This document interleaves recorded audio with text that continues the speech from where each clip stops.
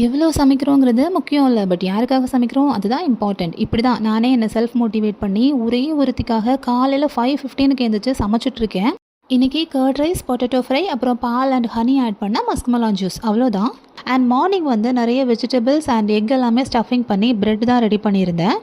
இந்த பிரெட் எல்லாம் செஞ்சுட்டே இருக்கும்போது தான் ஞாபகம் வந்தது. இப்போ நம்ம அடிக்கடி ரெடிமேட் சப்பாத்தி, பிரெட் பாக்கெட் எல்லாமே யூஸ் பண்ணிகிட்டு இருக்கோம்ல. இது எல்லாத்துக்குமே எக்ஸ்பைரி வந்து மேக்ஸிமம் 7 டேஸ் இருக்குமா? அதுக்கு மேலே கொடுக்க மாட்டாங்க. But most of the time அது வீட்டில் வந்து காலியாகாது. காலியாகலைன்னா நம்ம என்ன பண்ணுறோம், குழந்தைங்களுக்கு கொடுக்குறத மோஸ்ட்லி நிறைய பேர் அவாய்ட் பண்ணிடுறாங்க. பட் அவங்க சாப்பிட்டுப்பாங்க, இல்லைனா பெரியவங்களுக்கு கொடுத்துப்பாங்க. இந்த மாதிரி தான் என் பியூனக்காவோட சிஸ்டர் வந்து ரெடிமேட் சப்பாத்தி எக்ஸ்பயர் ஆனதை வீட்டில் எல்லாருக்குமே சமைச்சு கொடுத்துருக்காங்க. அன்ஃபார்ச்சுனேட்லாக வீட்டில் எல்லாருக்குமே ஃபுட் பாய்சன் ஆயிருக்கு. 3 பேருமே ஹாஸ்பிட்டலில் அட்மிட் ஆயிருக்காங்க.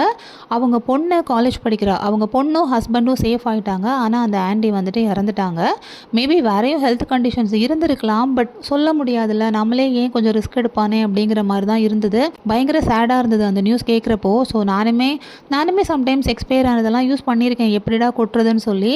இப்போல்லாம் அதுதான் யோசிச்சுக்கிட்டே இனிமேல் பண்ணக்கூடாதுன்னு காலையில் திங்க் பண்ணிக்கிட்டே குக் பண்ணி முடிச்சுட்டு பிள்ளையும் ஸ்கூலுக்கு அனுப்பிச்சிட்டு வந்துட்டேன்.